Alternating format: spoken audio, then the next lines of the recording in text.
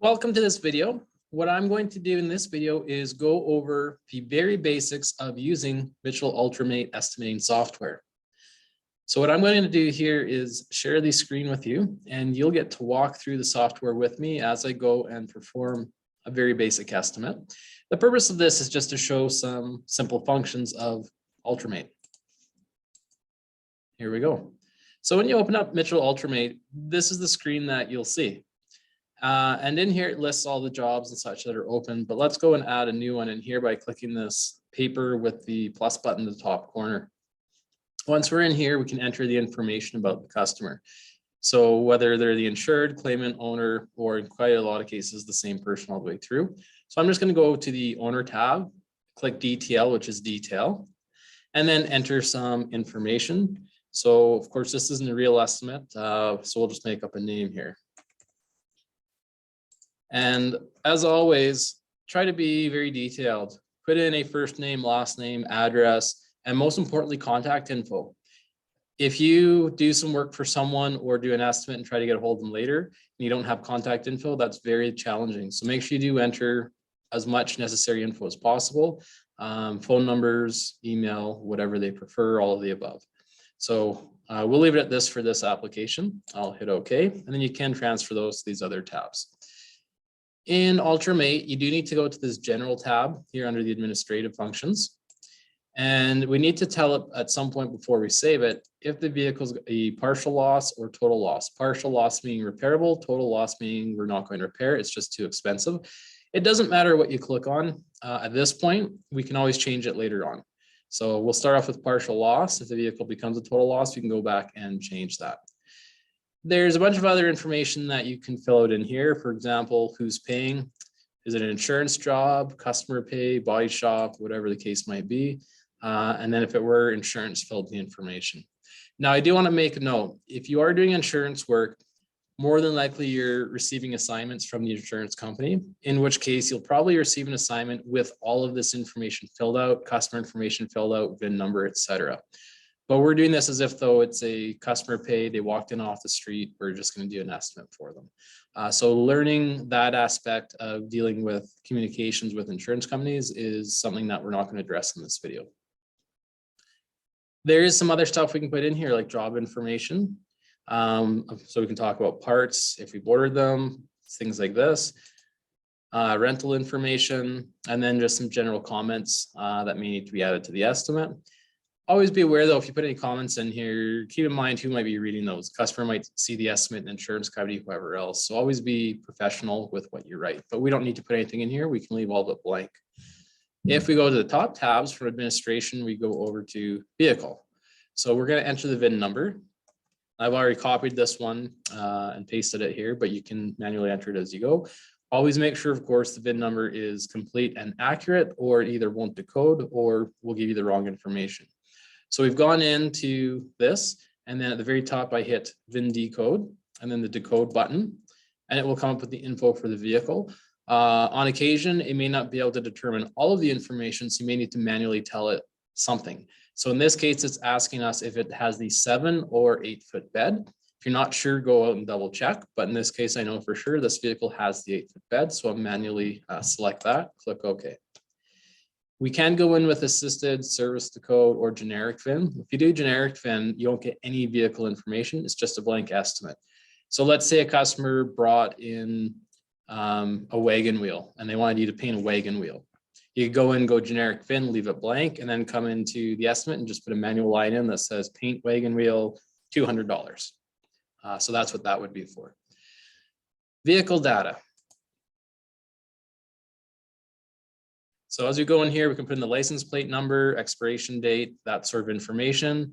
We can put in the color code. So that's always handy. As an estimator, you can go in here and say whatever color it is. So this is a Ford, let's say, for example, it were UX, which I believe is silver. We could put that in here. We could put a description of it in here. So, sorry, code should go up top, UX, and I could say that's like a gray or silver. Odometer, what's the mileage? So we can say it's got whatever mileage on it. And then any other information that might be useful. Is the vehicle drivable? In this case, sure, we'll say it's drivable. And then it gives you the ACV amount, the actual cash value. And these are just a rough approximation. This is not a number that you should go by, but it will give you a general idea if you are getting close to that total loss threshold. And if we look at the bottom of the screen, we can see ACV with a percentage at 0 right now, so we haven't selected anything. That percentage is based off of this value. I can go in here and manually change it. Let's say, for example, the vehicle's in phenomenal showroom condition. They're saying it's for $65,800. I might go in here and say it's above average condition. It's got aftermarket accessories. We're going to actually value it at $70,200. And this isn't just a number to pull out of my head. I would do some research first of all. Overall condition, we'll say it's excellent in this case. So whatever information you want to put in there. Now, in reality, with that much mileage on a 2017, probably wouldn't be excellent. But let's say if it is a 2017 here in 2022, you're probably looking closer to about 125,000 kilometers on a vehicle like that, as being somewhat average. Anyway, enter the vehicle information as is. If there's prior damage, you can certainly put that info in here, say yes, and then say in here, especially in our area here, we could say vehicle has hail damage.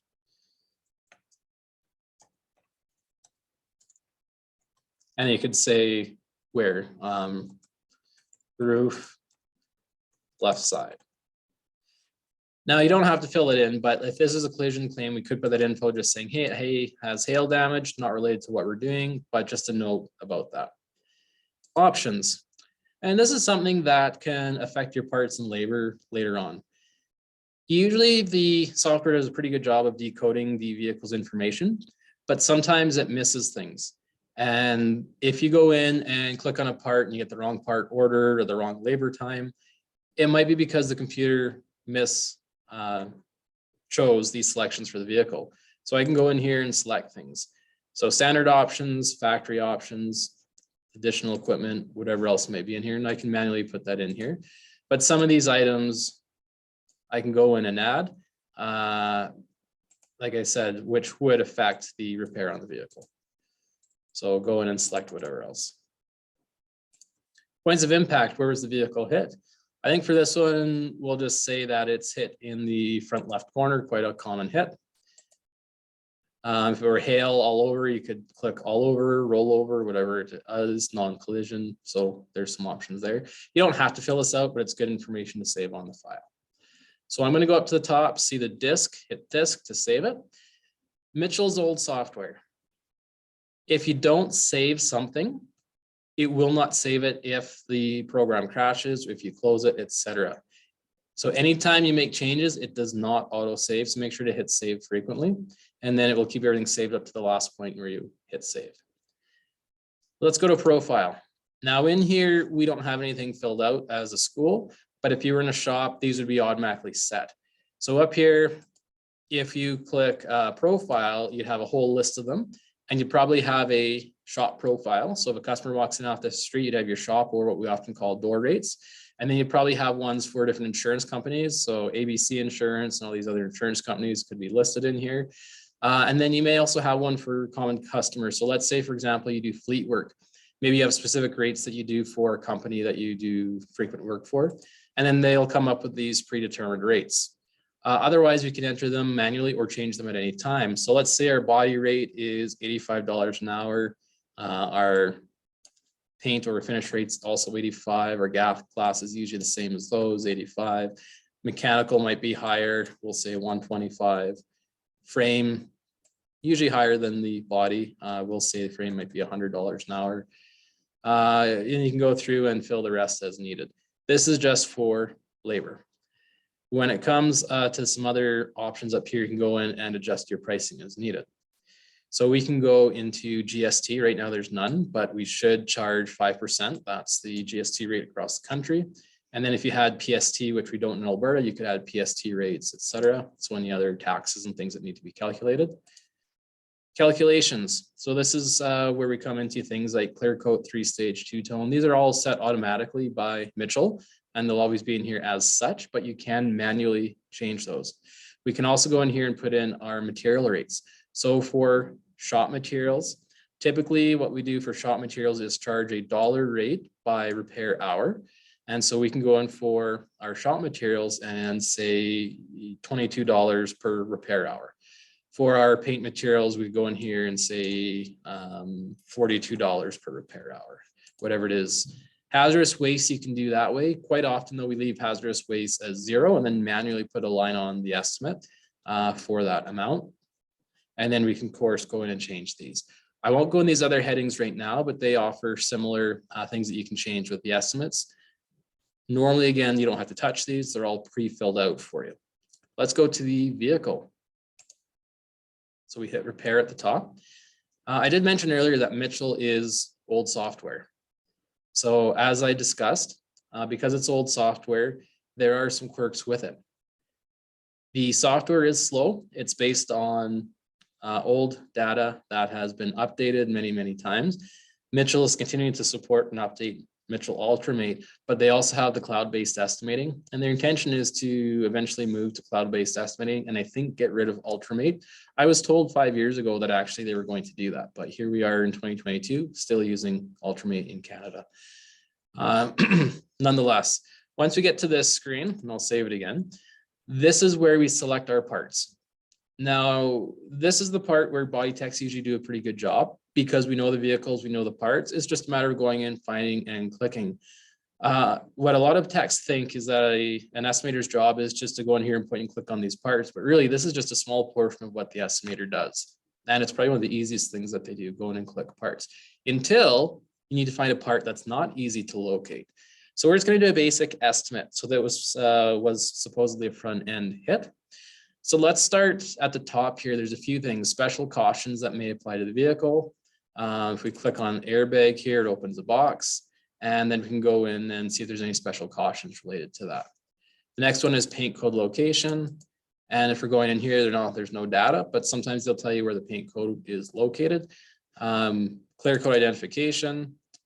It says in the box here, all colors are clear code in the bottom here. So we know the vehicle's base code clear code. Information labels. So if we need an info label for something, this is where we would find it. And then we can go in and select the appropriate label.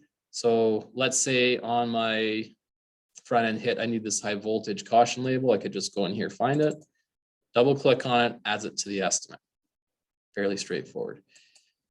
Or whatever label it is I need. Let's say, for example, I don't need the label. Hey, I clicked on it. You know what, Ben? That's the wrong label. I can go to the line, right click, and go delete current repair lines.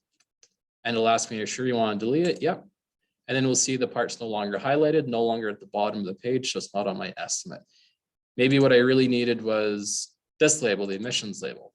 Okay, now I've got the correct one. Good. Then I move on to the next one, which is front bumper, as we see on the left screen. And the general idea is this goes from front to back, outside in. So starting with the front bumper, if I look on the screen on the right, I see all these parts, they all have numbers, and you'll see this box in the middle with all these numbers that correspond. So I know that number 1, reading this, is the front impact bar, which is the middle portion of the bumper. And if we look at the top, this is for a chrome bumper.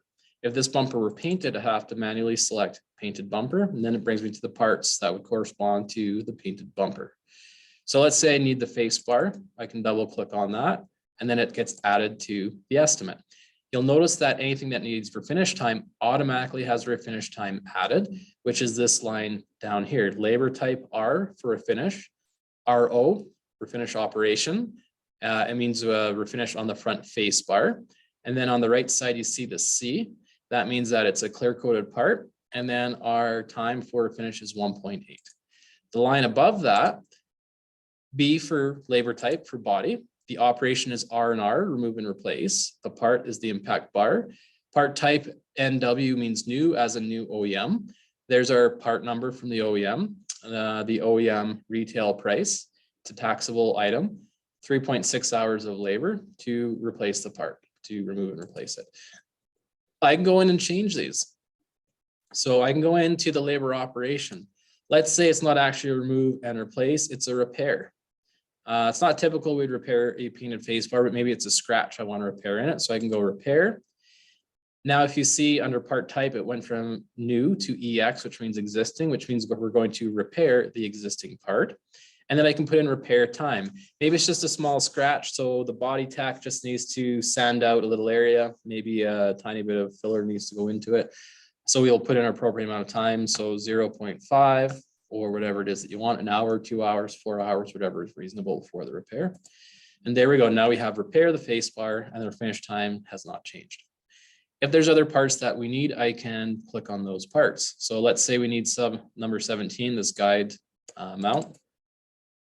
Now, when I open this box, there's two sides, left or right. Click the right one, or correct rather, left or right. If I need both, I can click on it, hit shift, and then click the other one. It'll highlight and select both. I can go select, and then now both left and right are on the estimate. So again, go through with any of the parts that you need. Now, interestingly, as I go through here, on the right side, you'll see at the top of the page, OEM documents. And so I can go in here and click this bumper. And it's going to open up a new window. And the new window actually shows me the procedures for that. So shows me the procedures, torque specs, all that really good stuff. That could be great for the technician, but also might contain information that's important for the technician because it could tell us things like single-use items. So it says right here, caution, refer to fastener caution. It says use the correct fastener in this correct location. Replacement fasteners must be the correct part number, et cetera, et cetera. So there's some important info. So then we have all this info for repair information, and this comes directly from the vehicle manufacturer. OEM position statements. So airbags.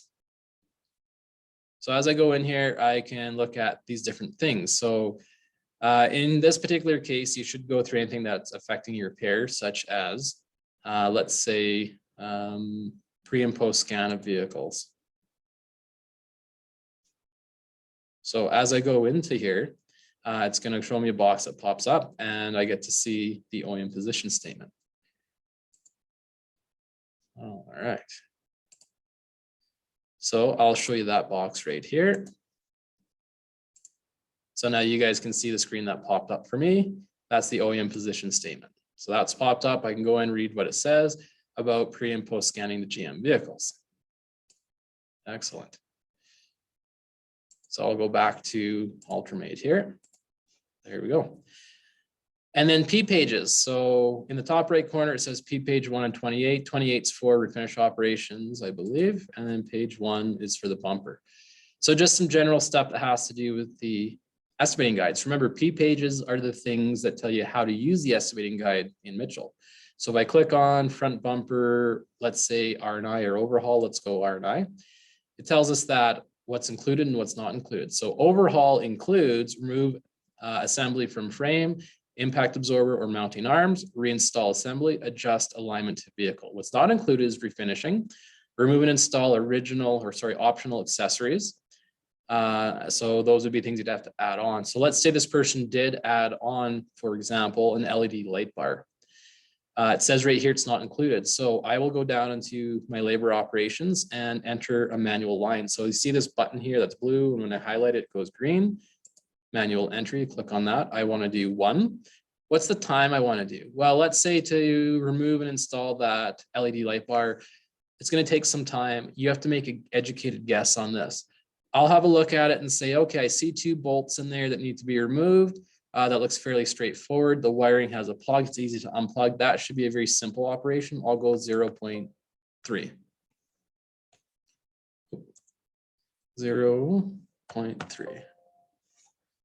Just a second here. And then I can add a price if there's any price related to it. So let's say the item was wired in, didn't have a plug, and I might want to charge for new crimp connectors or something else. I could go in here and say charge $2.50 for new connectors, whatever it is I want to do. So however you want to do that, that's up to you. We can click OK. Now we have this blank line at the bottom, and I need to choose the labor type. So is it body, refinish, glass, frame, mechanical, etc.? We'll say it's a body operation. I will go remove and install. And then in here, I want to give a description. I'll say front bumper light bar. And then I could say it's aftermarket. And then the part type, it's an existing part. And then again, the labor hours, whatever I want to put in for that. So I had said maybe 0.3 would be suitable for that. And then again, if you wanted any price in there for materials, you could do that. So that's how we put in a manual line for anything we want to add. Great. Then we'll go through the rest of the vehicle. Now, I'm not going to go and click on a million other parts, the same procedure, but I will show a couple things in here. Let's have a look at the grill, for example. If I go in here for the grill, it's telling us that there's one grill available, but there are things that are not included. For example, the grill does not include the emblem. The emblem would be a separate part. That's why it's showing it as such. If I go to the headlamps, you'll notice that on the headlamps, all of these items are within this line, which means number one includes everything inside of it, but certain things can be purchased individually, like number 3, which is a bulb. But if I purchase number 1, I know it includes the bulbs because all of those are in that box. If I go to, let's see here, the pickup bed. So if I go to the bed, here we can see at the top a bunch of different files: sheet metal, single rear wheels, sheet metal, dual rear wheels, exterior trim, single rear wheels. So lots of different options or places you might find things. And then you'll notice in the bottom, this screen actually has 2 pages. One of them has these decals and some other things on it. And if I click the second page, it's giving me options for OEM sourced tonneau covers. So always have a good look and to see what information is available for you there. If you can't find what you're looking for, if you go to the top of the page, you see the magnifying glass, click on that. And what we can do is enter a part number. So if you have an old part number off of a damaged part, you can enter it in here, or you can enter a description and say, I'm looking for something such as a bumper cover. So I can just put in bumper and hit search. I'm not going to do a search right now because it is fairly slow to search the entire system. It may or may not find what you're looking for, depending on either the wording. Did you use different wording that they use? So be very vague. And the part numbers might have changed or be different. So that may not help. So you'd certainly need to go and have a look around in here. A couple final things to show you. Let's say where you were done the estimate. I want to make sure to hit this calculator button. Mitchell has an interesting facet about it. It doesn't calculate overlaps and those types of things automatically. So you have to hit the calculate button, and then it calculates the overlap. So we'll see that the dollar amount in the bottom, $700.30 has changed, and our ACV percentage is at 1%. Then we want to make sure that we save it once we've calculated it. I can add in a bunch of other stuff other than OEM parts. So if I go to this ref sheet in here, reference sheet, I can go in and add a bunch of other things that are pre-entered in here. So under this first one, additional costs and materials, we have towing, storage, shipping, lubricants, rust coatings, flex additive, cavity wax, whatever else you feel is appropriate and something you should charge for, weld through primer or whatever. Additional operations. So these are things you can enter manually or go in here and find yourself. So under a finish, two-tone, tint clear coat, whatever else.